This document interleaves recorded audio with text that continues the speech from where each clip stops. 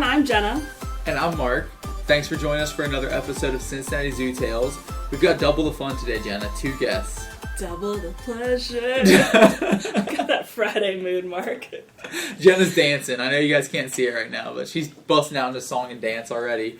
We're being joined by Wendy Rice, who's one of our co-workers in the Africa department, and Tami Ware, who's one of our zookeepers in the interpretive department.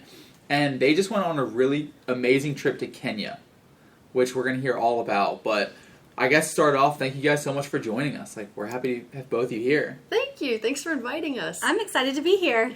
Yeah, we've talked to Wendy a few times since we introduced her with our Lion episode and then when we did a Fritz episode. And then Tami has also worked as a temp in our department and a few other areas in the zoo, but is now full-time, permanent in the interpretive department. So do you want to give a very brief background on kind of your zoo start here? Yeah, absolutely. So I started at the zoo in 2015, and I came into the Wild Encounters department for a season. But during that time, I actually started volunteering in the Africa department and really loved it here and got hired on as a seasonal pretty quickly. And while I was a seasonal, I got the opportunity to then become a temp whenever I was needed. And luckily, I got to help with Fiona when she was really little. And had to move on. Unfortunately, my temporary position here ended, but ended up in the interpretive department, and I've now been there for 5 years. Has it been that long? It's crazy to realize that I've been there for 5 years, but yeah. So we're familiar with Tami, and she's familiar with the Africa department. And the only reason I said keep it brief is because we have so much amazing stuff to share about their trip today. And I'm sure we'll talk to you again about some specific interpretive animal in the future. We can hear more about that. But you did have a cool start, a different start than a lot of people. Didn't start off in the zoo world. So anyways, we wanted to tell you a little bit about the American Association of Zookeepers. We call it AZAC. For anyone who doesn't know, it's basically, and these two can help me describe it better probably, but it's basically, we call it a chapter, a group of volunteer keepers or zoo employees that get together and help raise funds for animal conservation, and it's a nonprofit that's nationwide, and just a really cool opportunity for zookeepers, or like I said, some zoos allow people who work at a zoo but are not zookeepers to join, and it's run by us, and we do it on our free time. During our lunch, we have meetings, and then out of work, we have events. And we've had a really successful chapter. Back in 2013, Wendy started it. We didn't have one. They had one way back when, but it had been 20 years since it existed here. Yeah. It still existed on paper, and they kept paying dues, so luckily the paperwork portion was done, but the chapter wasn't, actively doing anything. In 2013, I was like, let's get this thing fired up again. And luckily there was an amazing group of people here at the time, like Jenna and Tami, and Tami came a little later, but people who were willing to join in and help. And it's amazing. I think our chapter's been really successful because of the incredible community support that we have. I don't see anything that our chapter is doing fundamentally differently, but our community's amazing. We already know that just being here in Cincinnati. And thankfully for us, it kind of trickled into our AZAC chapter event, so that's really cool.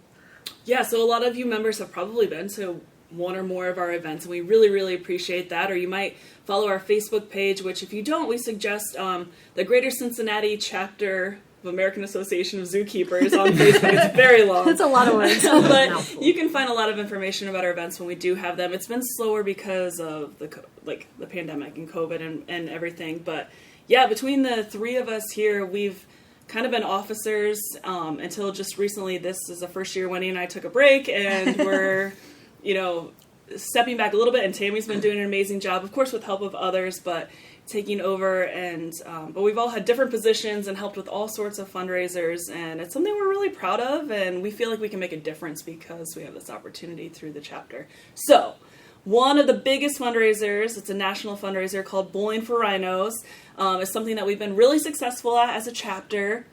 And what is it, the past 4 or 5 years, we've at least been in the top 4 fundraising chapters out of the nation for this event. Yeah. Yes, we have. That's kind of huge to be we didn't even exist, except for 10 years ago we restarted, and to build up to one of the top earning chapters really is a feather in our cap. That's humble brag, because it's a lot of work. A lot of work goes into this fundraiser, and this is the only fundraiser that every AZAC chapter is required to commit funds to and to donate to. Not every chapter does bowling necessarily, but bowling has certainly been our bread and butter. It's worked out really good for us here. Yeah, and so Bowling for Rhinos, like I mentioned, it's a nationally, it's a national fundraiser that Wendy just said all the chapters must donate at least a small amount of money to be a part of AZAC. But we have other fundraisers that other chapters aren't doing, and other chapters have their own things that we don't do. So this is the only one that every chapter kind of has a part in. And thanks to our community, again, we've been really successful. And the top 4 fundraising chapters for this specific Bowling for Rhinos event every year get to go on a trip or win the opportunity to visit either Indonesia or Africa and see what they're doing with these funds that we're raising. So Tammy and Wendy just got back from their trip. COVID set it off, so they went together. Usually they would go like 1 year and then the next person would go. But if you guys want to talk a little bit about maybe just like the last Bowling for Rhinos we had this year. Yeah. We did online auction stuff. Tammy, I'll let you just explain a little bit about the past Bowling for Rhinos events and then... Yeah, when the pandemic hit, we were trying to figure out what to do because we could not have an in-person event.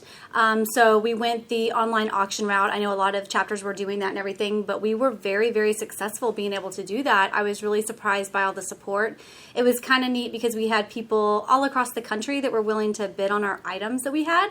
So we had all kind of things from our animals here at the zoo, but as well as just people art that they had made or random animal-themed gift baskets. So I was really lucky and fortunate to have all the support that we had for people.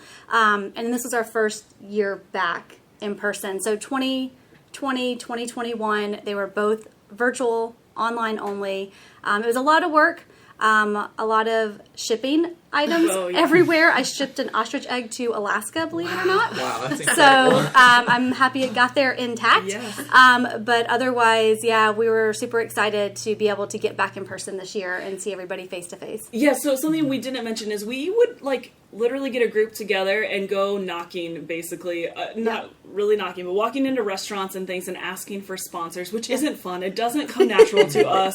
We all to get this group encouragement, because going up to somebody and being like, hi, would you like to donate money is not a fun thing to do. But our community is so supportive. We get things from sponsorships that are just straight money and a logo on the back of a t-shirt to gift certificates or memberships to places and that sort of thing. So in the future, if you have a company out there that would like to support rhino or animal conservation, check us out. Next fall we'll be looking for all this, or probably late summer. But because everyone was hurting from the pandemic, we were just going straight off animal art and anything people would donate as far as that could be sold in an auction. We didn't have that big money coming in from sponsorships. We all still rocked it. 18 grand, I think we raised for rhinos one of those years. Yeah. It's amazing. So thank you to everyone who supported that. And so Tammy and Wendy both won a trip based on different years. Yep. So technically, Wendy was the winner for the 2019, but she had to forego the trip. So I was very, very lucky to be able to win the trip for 2019. And then with everything going on and the trip getting postponed, Wendy became the winner for 2020.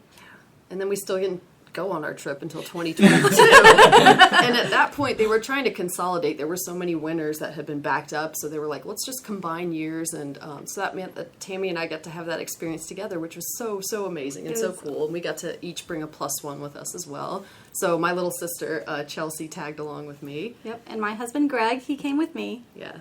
And it was so amazing. And this is I can honestly say, for the first time in a long time, I feel hopeful about conservation after having this experience. And I think that's the biggest thing that we're hoping to convey to your listeners today is it's not all hope is lost. There are organizations like Lewa that are doing amazing things, and it's actually working. Yeah, so this place that you guys went to in Kenya, it's called the Lewa Conservancy.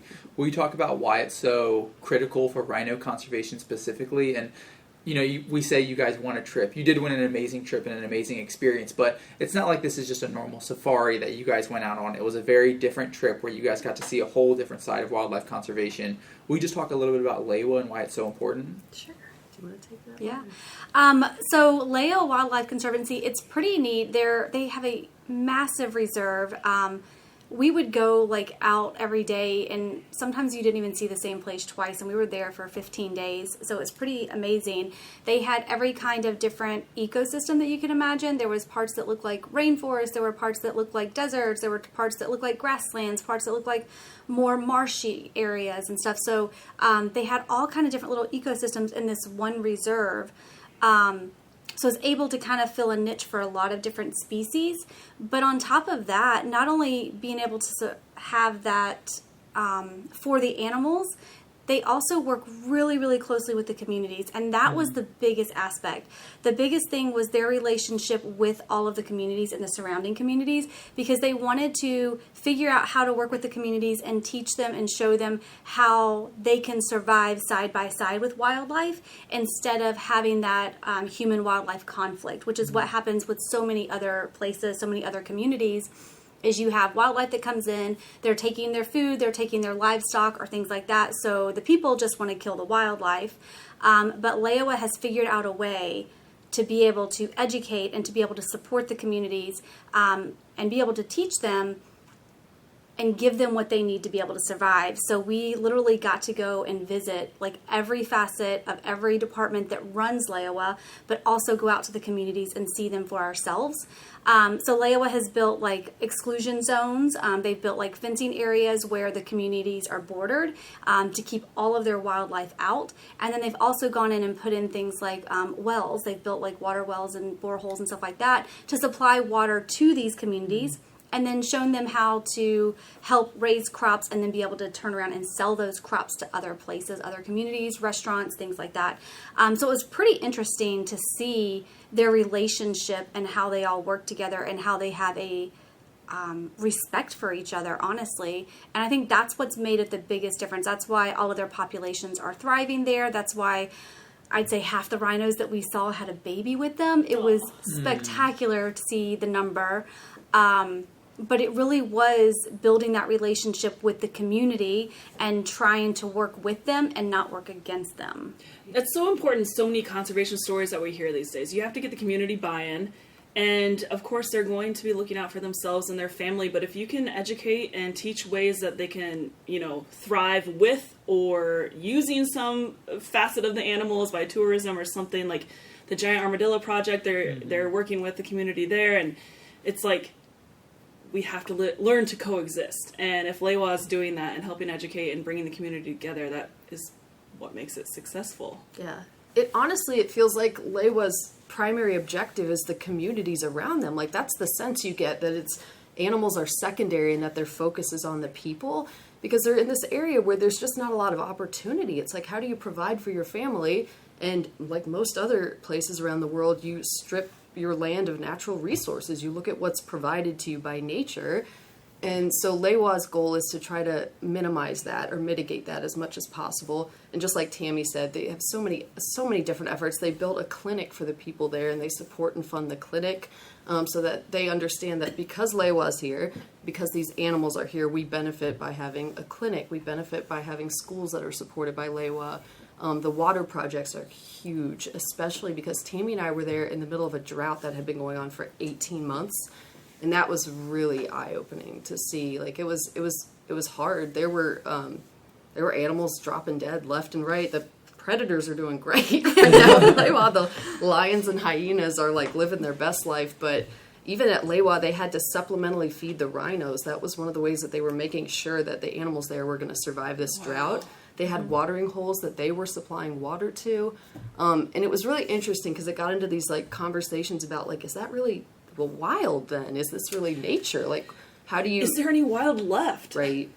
And I think that was the big like conclusion we all drew. It's like, if we're being honest with ourselves, we have to like redesign what wild nature looks like. And the truth is, it has to be in some ways enclosed and protected and assisted, because humans have done so much damage. It's like the only way to undo that is to assist and get in there and really be hands-on for a while. And I think the hope and the goal is to be able to step back once these populations are reestablished, once the ecosystems are reestablished, things like that. But until we're there, places like Lewa are thriving because of human involvement and intervention. And that's one of the craziest things when you have people that question zoos, and we've mentioned this before. There are good zoos, there are bad zoos, there are amazing zoos, there are horrible zoos. Hopefully, the majority of them are amazing. And we know there are things that the animals are doing here, which is hopefully inspiring people to care. But people are asking, like, well, can they go back in the wild? Can you release them into the wild? And it's like, we just heard a perfect example. There's conservation happening where they're literally feeding the wild animals in the wild. And it's just really unfortunate how severe things have become in some places. And it does take human intervention to fix the human issues that, we caused. Right. But the wild is a difficult place these days. And one of the hardest things to wrap my head around was the fact that Lewa's entirely fenced in. Mm-hmm. That is so bizarre to me. Yeah, the entirety of that place is surrounded by perimeter fencing. And as Tami said, some of that is to mitigate the human-wildlife conflict, to protect the communities that live right on the outside of Lewa, to make sure elephants don't go in and destroy crops, and to keep lions away from, there are a lot of pastoral communities there, so lions from catching goats and sheep and things like that. But even that, they also run into their own issues. They had to create a special elephant corridor to allow the elephants to be able to migrate out of Lewa and come back. So the elephants go up to the foot of Mount Kenya and even up into the mountain a little bit. Wow. At the dry season, because they have to go looking for different food. So it's like even Lewa, even with their, as humans always seem to do when we fix a problem, we inadvertently create another one. So they're even having to constantly learn and grow and adapt as they go. And but yeah, I think that they attributed that was the biggest reason for their success with rhino populations, is that they're contained. We keep them here and we keep them someplace safe, and then they can't be poached as easily. So that was hard to feel great about that being contained and fenced in, but it's necessary at this point in order to keep those animals safe. Do you know how many acres it is? No, it's like, fine let's if you Google don't. it. Yeah, I can't remember. Well, I remember it being smaller than I thought. I thought it was actually going to be bigger than that. But I had heard some funny stories from Wendy, and I haven't heard your side of things, Tami. But the elephants are kind of mischievous and so causing mischievous. issues, right? Do you remember any of the Could you tell us one of the stories that It was entertaining? Well, I mean, I didn't get to witness it firsthand, but Wendy got to. But I did get to see a video of it. But so they do have these exclusion zones that elephants are supposed to be kept out of, because naturally elephants want to go up to these trees and they want to rub on them and scratch and everything, and so they end up inadvertently destroying the food that they should be eating. So there were massive areas of where it was just nothing but trees had been downed by elephants. And so they're creating these exclusion zones to try to keep the elephants out for X amount of years so that the trees have a chance to regrow. And then they move it around. Primarily for the black rhinos. Okay. They said that's the most important thing, is they Yep. need that browsing environment. So Yep. that's why the elephants couldn't have free roam. Right. So Thank you. Yeah, they needed areas for them to be able to still be able to eat and everything. But the elephants are so intelligent, and it's so hilarious because they, at first, the fencing that they just had was a couple. It was just a couple wires that they were able Strands of hot strands, wire, yeah. yeah. And they would go and they figured out how to use their tusks to be able to pick it up and then just belly crawl under them. Or they would figure out how to take something else and a stick or a log or whatever and pull it down so that they weren't getting hit by all of this electricity. And so it's just one thing after another. So they're constantly having to try to figure out ways to try to outsmart the elephants. But I don't know that that's ever really going to happen because they are so intelligent, but they are so mischievous. So it's quite comical watching the videos of them belly crawling under fences, because I never thought an elephant could do that. Yeah, it's gotta be cool to see. yeah. Now, Super cute. The babies just scurry under, and Yeah. they're like, "What? What's the big deal?" They don't even understand that there's hot wire above them. Just leave their parents behind. Right. Yep. We're gone. Yep. Yep. So they kept trying out different fencing. So now they have a lower fencing that has pieces like the hot grass that we use here at the zoo that kind of sticks out from it to try to keep the elephants from crossing those exclusion zones. So I don't know. Yeah, it keeps them busy perpetually, and they have entire teams of people that their employment is to walk the fence lines. Every single square foot of fence line, every linear foot gets checked every single day by an actual human being and mended as necessary, because the elephants cause so much damage. But they're not angry about it. No. They're like, elephants are also one of the reasons that people come to Lewa. They want to see elephants, and so that helps them with the tourism thing.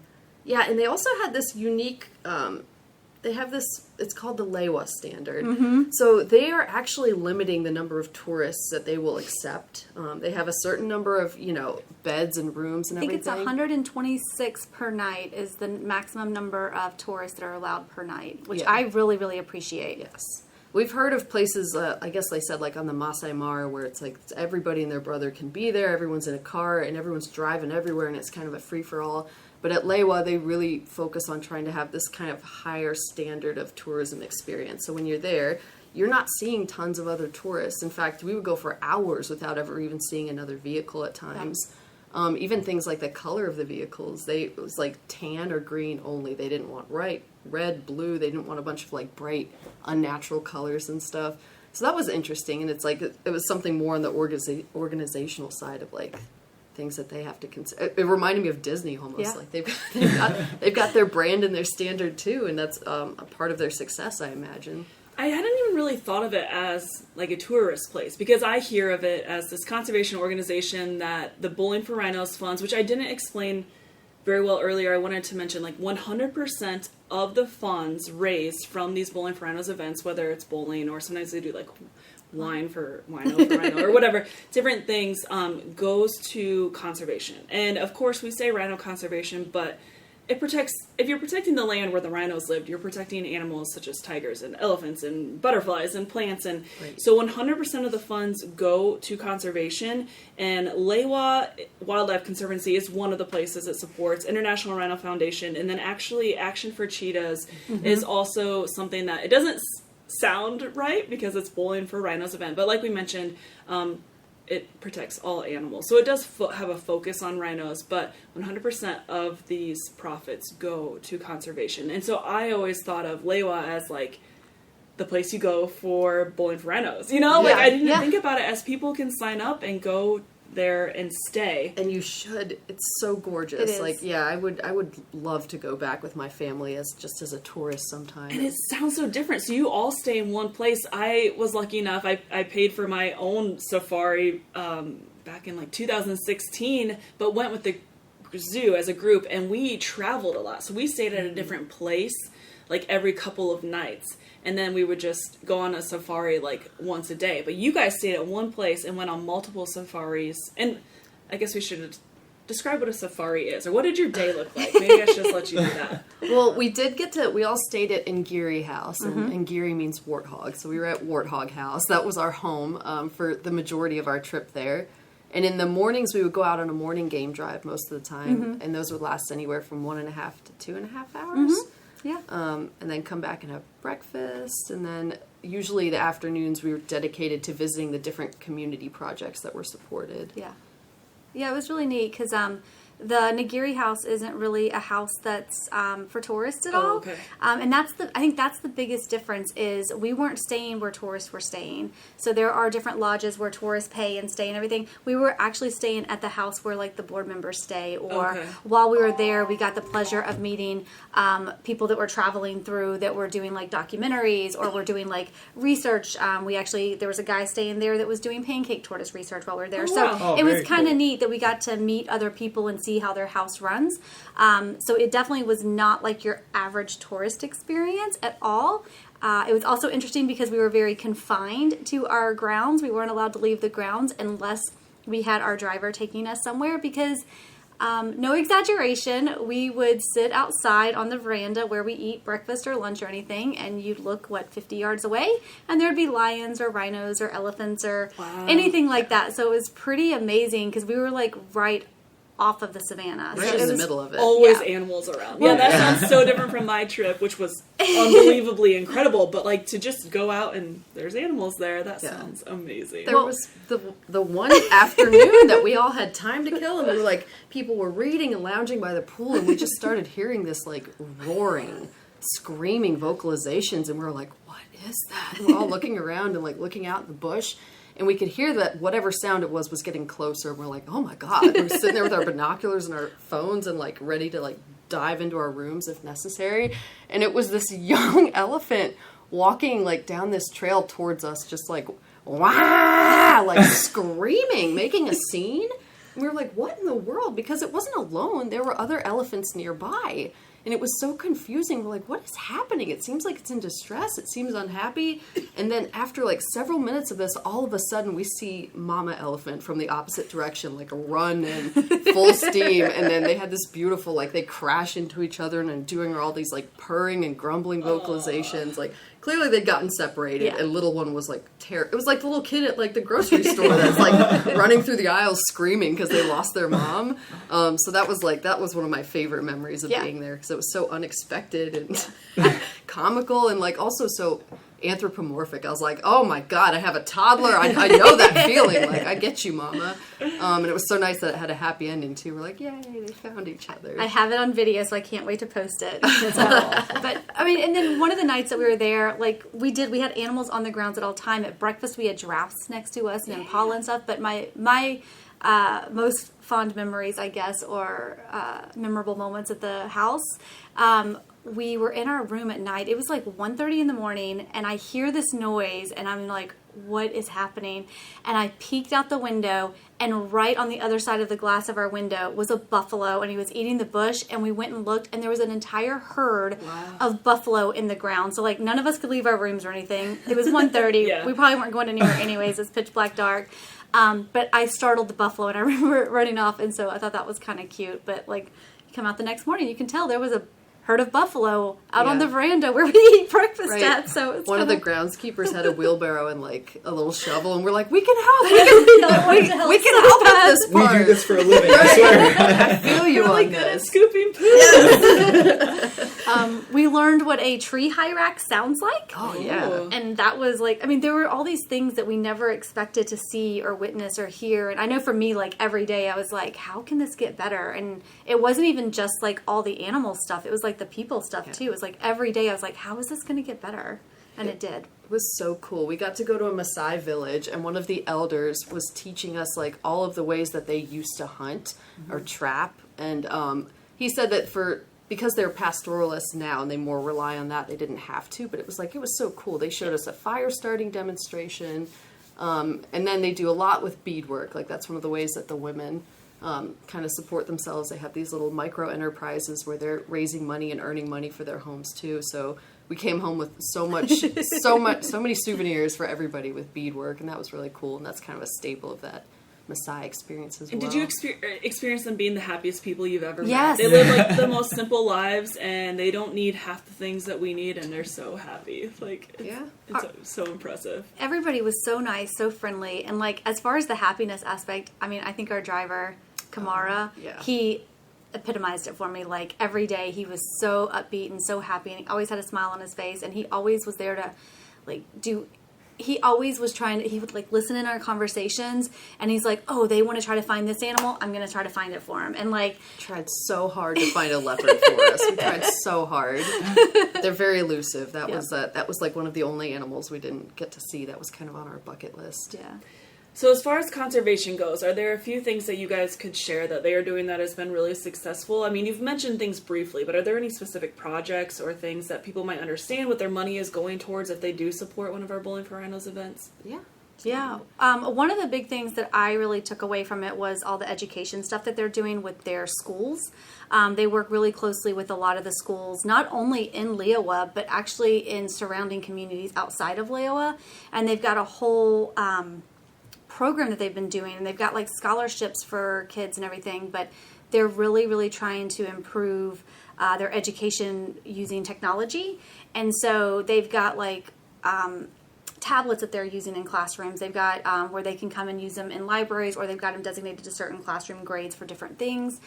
They've got smart boards that they're starting to use because education is so hard, and it's like books are so expensive nowadays. And I mean, going the conservation route, let's not use more paper, right? Mm-hmm. So they're really trying to educate by that kind of example. So it was neat to see like classes actually in session, and they're using these large smart boards where they can pull up reading examples or videos or whatever to try to use for the kids. So that's one of the ways that our money is directly going into those schools to try to help educate the kids and try to give them a better future.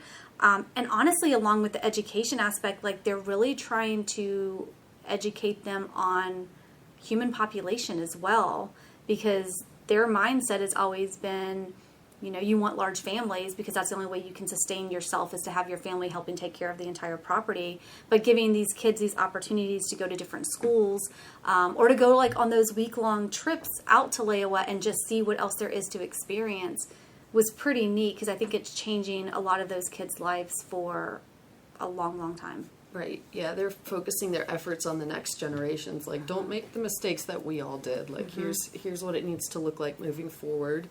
I think my favorite, like, most impactful moment in seeing the community involvement was we went to visit one of the wells, one of the boreholes. Absolutely. And it was up on top of this hill, and it, you know, the irrigation runs down to the community all around it, and it was like this beautiful oasis in the middle of nothing. Everything around it was just like desert and death, and like you could see dying trees and plants, and there were no animals anywhere nearby.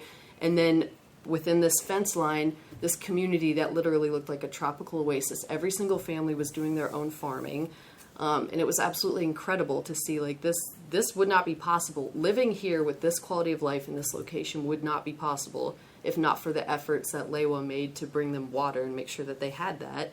And the elder that came and spoke to us spoke in like his mother language, and it was so cool to have somebody translate for him and hear him talk about what it was before and what it was now, thanks to Lewa.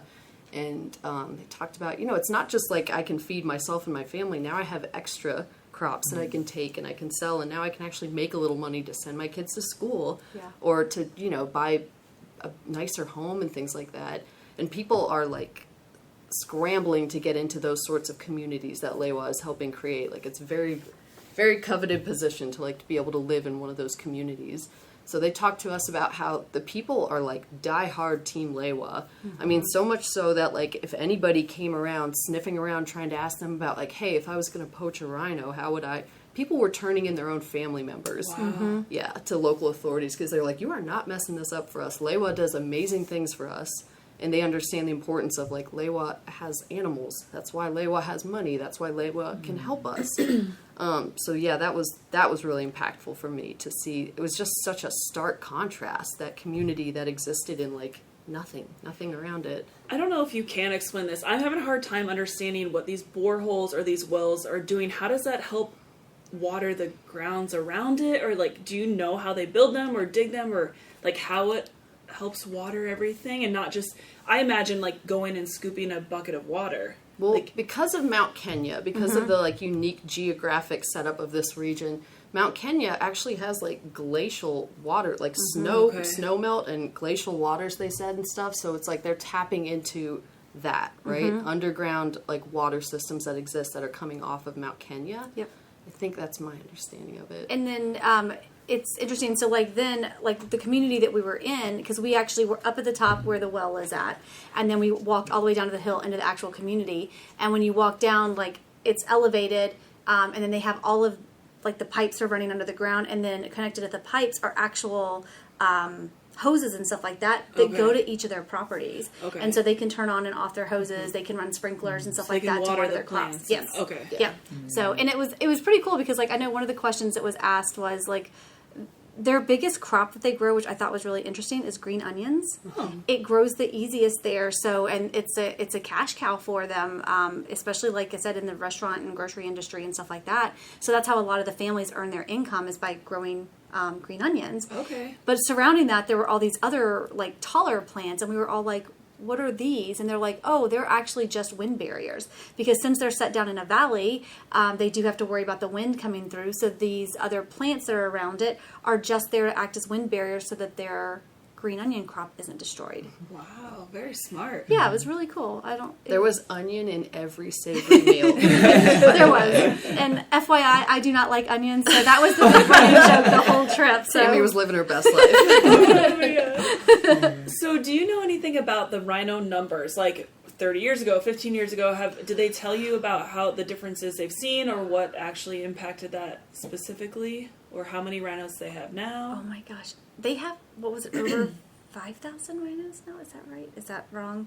I can't even remember. I wonder. That seems very high. That is very high. You're right. I'm wrong. I'm totally wrong. I don't think that's about how many black rhinos there are. I want to say there was like maybe 150 black rhinos on the property in Lewa, and whites, which is very high for one property. 200 and something. It was 500, not 5,000. 500. Yeah, it was closer to 500. Wow. But weren't they down to like less than 100 total? I wish I would have brought my notes. I know. We wrote this stuff We down. did. I just didn't memorize it. But I mean, I can tell you this much and I looked up. The exact numbers don't matter, but like, do you like any impact you can share for the 65,000 acres that is Lewa? Because I double checked. Thank you. They have so many rhinos now that they are literally relocating them to other conservancies. Like they have hit their max. The carrying capacity. Yes, absolutely. Yeah, they're like we've got them. They're breeding. They're doing great. We just can't house them all here. And do you know what specifically made them do so great, other than like they said the fencing and being able to protect them with their like their anti-poaching units? Gosh, we haven't even talked That's about what I was going to say. I would love to hear about the poaching issues they had. Was that the biggest issue? Obviously, drought was a huge issue, but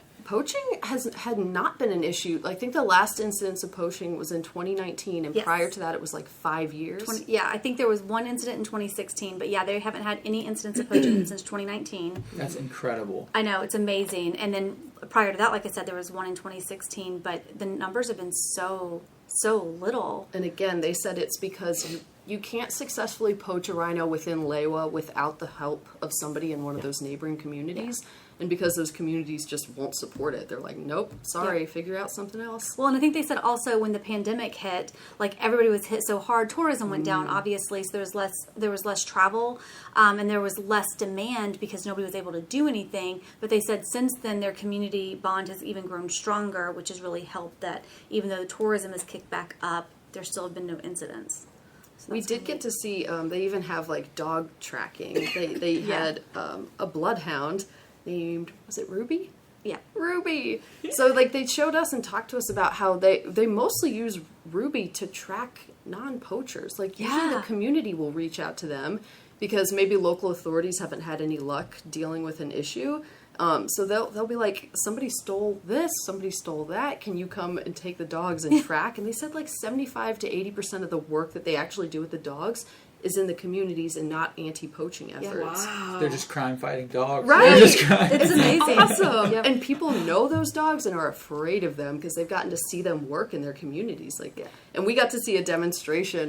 My sister and one other member of our group were poachers and like wandered off into the wilderness. And like several minutes later we followed and it was child's play. It was. That dog, she didn't even have to it's not like she even had to follow their scent trail on the ground. It's like it was incredible. She knew exactly where they were and just took off running. But yeah, it was really amazing to watch that in action. And we should mention we had like armed rangers with us everywhere we went that we were like on foot. I guess in the vehicles you don't have to have an armed ranger with you, but if you're on foot anywhere, they always have an armed ranger with you for your protection because there are so many animals out there and so many of them are dangerous and people, I guess, that you can encounter could be dangerous too. So well, and on top of just the stuff that they're doing actually in Lewa, Lewa works with the Northern Rangeland Trust, and they're in other communities. Especially, they said the biggest issue right now with poaching is on the coast, the northern coast, right? Wasn't it northern? Eastern, anyway. Eastern, yeah. But they're working on the coast, so they're actually working directly with the NRT because that's where the biggest issues of poaching are. Like they showed us pictures and stuff like that of like one of their poaching busts that they had just had a couple weeks prior, and like I think there was like 160 dik that were in that. It was and dik.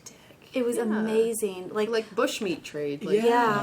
So that's where a lot of their poaching efforts have really moved to. So even though they're several hundred miles away, Lewa is directly helping out with poaching in other areas of Kenya.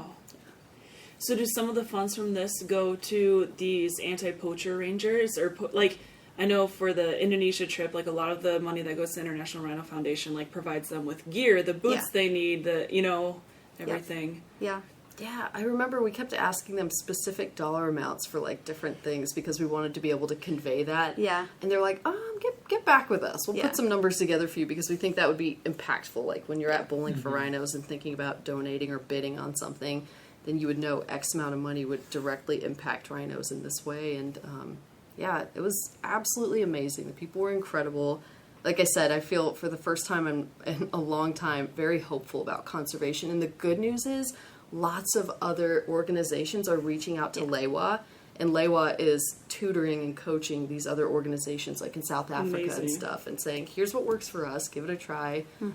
We're here if you need help, if you want feedback and stuff. So it's amazing that, you know, they're not taking all this knowledge that they've learned and like keeping it to themselves. They're sharing it with other organizations. So hopefully it's having this ripple effect that we, you know, that's the whole idea here is like, let's all work together to figure this thing out, you know? Absolutely. Because it's not just a us problem or a you problem. It's a all of us problem. It's a whole worldwide problem that we're trying to solve.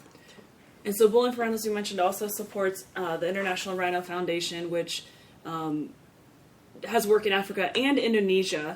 And, you know, there are Sumatran and Javan rhinos. There are very, very few of them left. Probably less than 50 Sumatran rhinos. And I think there's about 76 Javan rhinos, which is the whole world. This is insane.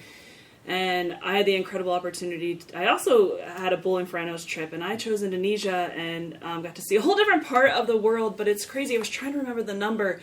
But since Bowling for Rhinos started helping with these rhino, they're called RPUs or Rhino Protection Units, like the Bowling for Rhinos fundraiser helps support them and pay for a lot of things going into that. But I couldn't remember the years, but since they started, I think it was like 15 or 20 years there had been poaching, and then as soon as they got these Rhino Protection Units out there was no poaching for, I think it was over 20 years. But it's just incredible what these funds go to and how much they can save. And as a whole, like the American Association of Zookeepers nationwide has raised over $8 million for Bowling for Rhinos through the Bowling for Rhinos fundraisers to help with all of this, and has just done like so much good and made a huge impact.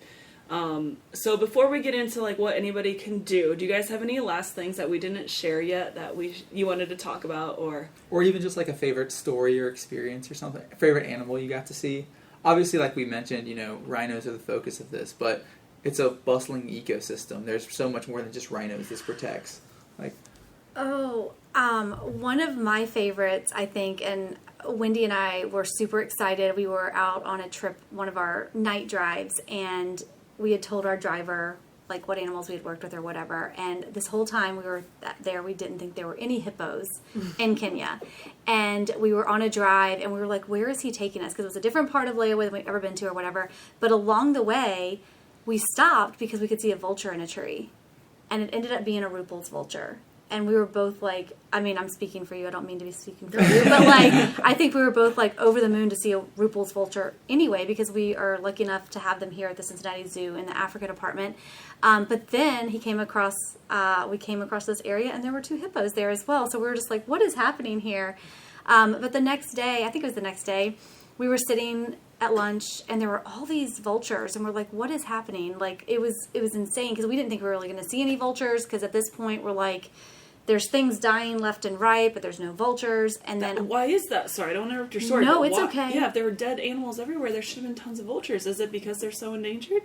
No, it's because there's a plethora of food. And they were sick of buffalo. Yeah. That's what was. That was. there was just so much food available. Almost every carcass we passed was a buffalo. Oh They're expecting to lose 60% of their buffalo by the time this drought is over. Just because they need so much more food, they're larger. Yeah, and they for are whatever not finding reason. it? Yeah, I wonder if they are just not able to adapt and eat other plants as well as some of the other animals. That makes sense. Yeah, and it's like vultures were just over buffalo. They were not interested. Yeah. So the day that tree was full of vultures, it was because a Grevy zebra had died. And But there was over 150 vultures, like between white-backed and Ruppel's vultures. And it was just the most spectacular thing to see. Oh my gosh. Cool. The first time I've ever seen a group of vultures going to town on a carcass was incredible. I didn't know they made the sounds that they make, because we take care of them here, but it's so different when you have 100 of them or even 20 of them. Like, I mean, there's so many stories I could tell, but I mean, that's one of the ones that sticks out, because I never really expected to see like a couple of vultures, much less that many, I guess, at one time. I think So- They're picky eaters, apparently. I would have never guessed about vultures. Well, right? Isn't that amazing? That makes me feel a little better about our picky animals in captivity. It's like, I'm like, you think that the vultures out in Africa are turning their nose up to such and such, and you're like, oh, it turns out they actually can. But I think I think another moment that was like just so cool. Our ranger Kamara, Rangers are amazing. he for a time in his life was part of a hand rearing team for black rhinos. And we were like, what are you, and this is again talking about like the kind of impact and intervention that LEWA participates in that you could, argue like, should we be doing that? So there was a certain female black rhino that was blind, and every time she would give birth, she just could not keep track of her babies, couldn't keep them safe, couldn't take care of herself and the babies. So anytime she would give birth, they would end up having to hand raise that baby. And 2 of them were still on grounds, and he took us to visit them, and they remember him and love. my gosh. It was just like the experience we've had with Fiona. Yeah. Like, it was absolutely incredible. I don't even know, though, if we put Fiona somewhere else for a few years, I don't know if she'd come here. She may or may not, but these black rhinos, Katui and Elvis, Yeah. oh my God. And like to hear him vocalizing with them and watching their reaction to him, it was absolutely incredible. Aw. It was something you would think would only happen in a zoo, and it's like, no, No, it's it happening doesn't. in the wild too. That's amazing. And not without certain, side effects though, because Katui was living really close to like A village. and Oh. I think that the village had to make certain modifications that didn't necessarily need to be elsewhere, because he was just incredibly comfortable around people and felt safe around people and kind of got a little too familiar with people at times. But it was so unexpected and magical to see that, and to see the bond that he still has with them, like years and years and years later. It was like he's still mama to them. Yeah. And it was That's awesome. really. Yeah, I think everybody had tears in their eyes. Yes. Like everybody in Yeah. both vehicles was Absolutely. like, "This is so beautiful, so cool." Like, he gets out of the vehicle and stands next to them. He He was like, "No photos, you'll get me in trouble." Oh, So, we're not supposed to talk about this. Never mind. So- I just wanted to highlight the trust that these rhinos had for him, and he had Yeah. with them. But oh my goodness, Well, I didn't want to steal Wendy. I thought this was going to be your story, but on one of our very first nights, we actually got to watch a male and female lion breed multiple times, and that is something I definitely never thought I would see in the wild. Yeah. So, but there were so many stories like that we could talk about, like so many memorable we moments. felt like the paparazzi, like chasing these animals down, and like we're like, "Give them some privacy, back off." But they seem so habituated, so comfortable with the safari vehicles. It's like you get so close to them and they don't even care. They Yeah. just like look past you, look around you, get up and leave when they need to. But the same with the breeding lions. It was just us like trailing along and like, well, this is a little creepy, but it's also amazing, and it's so great that reproduction's happening. Yeah. I was just amazed that like we found out that all of the rangers, they have posts, like there's on foot rangers that have posts every day, and every single day they have to walk their area and they have to account for every single rhino that is Wow. in their area, and that to me was absolutely amazing. So I think that's one of the reasons too that these animals are like you said, habituated, is because they're used to seeing the rangers out on foot. They're used to seeing like rangers. They've got medical vehicle rangers that are out in case something happens or whatever. So all these vehicles are always around. do they have vet Need care be. there? Yeah. They have like a veterinarian Yeah. on Yeah. grounds. Actually, while we were on grounds, there were staff visiting from San Diego Zoo Global. Yeah. And because they are helping to build a veterinary clinic that will be right there in Amazing. Lewa. Wow. Yep. And it's going to collaborate and kind of work alongside of like the human clinic as well, especially for like zoonotic diseases like anthrax and things that will affect both populations, or one might be a vector for the other, or reservoir or whatever. So yeah, they even do have veterinary intervention when they deem it's necessary, Yeah. and depending on the species. Like Grevy zebra, there's the largest population of Grevy zebra at Lewa, and again, because of Lewa's effort, so that's a species that they almost always intervene. Okay. Yeah. If they can, if And they can Grevy help. zebra are endangered as well, right? Yeah. Yeah. Highly, highly. Yeah, it was really cool seeing them. I don't want to say that the plains zebra are not cool, but the Grevies are so beautiful. They're Yeah. like their stripes are like psychedelic compared to the others, and you would even see them mixing together too, which was interesting. But I don't think that they interbreed, right? No, they don't interbreed, but yeah, They do hang out together. it was really neat to see that So many camaraderie. things. I feel like we could steal your whole season of your podcast. We won't. Well, I mean, I wanted to highlight, again, all of the amazing work that Bowling for Rhinos does, as Tammy and Wendy have shared. And we started off 2013. You know, Wendy got this chapter going. We hosted our first ever Bowling for Rhinos. Was that 2013 or 2014? I think it was 13. It might have been 14. I remember Jenna setting these insane goals for us in the beginning, being like, we can make 10 grand. I'm like, Jenna, you're new to this. This is really hard. There's no way we're going to make that much money. And then we would like blow those goals out of the water. That's where I was going to start. Is I think the first one we made like 11 grand. 13 was the next year. And then we just like went up from there. And in 2018, our Bowling for Rhinos event raised just over $25,000. Then in 2019, it was over $35,000. And then, of course, pandemic hit, but we were still around 18,000. That's incredible. And I don't remember what last year was. I think I can't remember. Somewhere around 16 there. or 17. Yeah, And then something. this year, Tammy, you just got in our final. We had our event on October 29th, and we have our final numbers in. So do you want to share what we did this year? Yeah, I'm super excited. We are sending in $20,000 for Bowling for Rhinos amazing. this year. It's our- Awesome. Yes. Awesome. First time back since the pandemic. Yes. We did That's not go incredible. for sponsorships No, this we year, did which not. usually accounts for almost 10 grand or so. So that Easy. means people coming and paying to bowl and then supporting through the, we have a live auction. Yes. Is that what it's called? Silent auction. Sorry, not a live auction. I'm like, that's not what it is. Not an online auction, but a silent auction, and then like merchandise and different things we sold. But 20 grand is amazing. So, hopefully we'll find out if we are the number one for 2022. Yep. But we are sending Ellie from Yes. being the number one from last year. So anyways, there are 4 of us that have been able to go and experience how amazing the work that's being done because of this money, and Bowling for Rhinos is incredible. So what can I do? I guess we can all chime in. But basically, even if you don't live in Cincinnati, you have a local zoo. If they Yes. have an AZAC chapter, they are probably hosting some sort of Bowling for Rhinos that you could donate. You can donate online to the national chapter, of course, but go to an event. Just check out these places that we've been talking about. International Rhino Foundation is amazing. Lewa is amazing. Do you guys have anything you wanted to add as far as what they can do? No, I was going to say the same thing. Like, even if you're not here in Cincinnati, if there's a AZAC chapter anywhere near you, support them. Like, do anything you can, whether it's just going to an event and buying a beer, or whether it's like actually making a donation or doing a sponsorship or donating an item for an auction or whatever.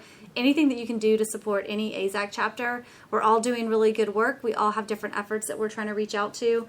But like Jenna said, pretty much every AZAC chapter across the globe or across the U.S. Is raising money for Bowling for Rhinos in some capacity. Yeah. It's awesome. And I just wanted to give props to all 3 of you because, like, you talk about these numbers like it's easy to raise $50,000 or $25,000, $30,000, whatever it is each year. And, like, the amount of work that goes on behind the scenes, I know it's a massive team that helps out with it, but the 3 of you have taken lead on several years. So I want to give props to you guys because it's amazing. And this work you were able to support is incredible. Thanks. For sure. Thank you. Thanks. Yeah, it's always been so fun For and sure. rewarding. And the events we throw are fun. I mean, I won't lie. Usually they're a good time. They So, are. especially Bowling for Rhinos. Yep. That's near and dear to our hearts. But yeah, it goes to such a good cause. It's a lot of fun. And I do want to say thank you to all the committee people this year. Like, there were several people that helped out.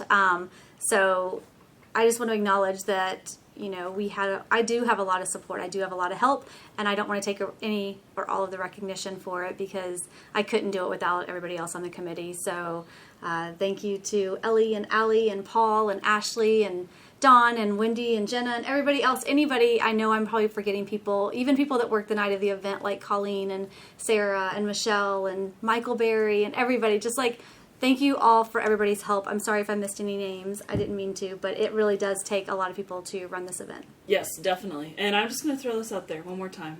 Next late summer, if you have a business that wants to sponsor a Bowling for Rhinos event, we would be more than happy to talk to you. So, but really, thank you all for listening. And, you know, if you can, get out there to a Bowling for Rhinos event. And we appreciate everything that you do. Yeah, thank you guys so much for listening. And Wendy, Tammy, thank you all for joining us and sharing some stories. Thanks Thank for Always having fun to us. hear. Thank you for having us. Until next time.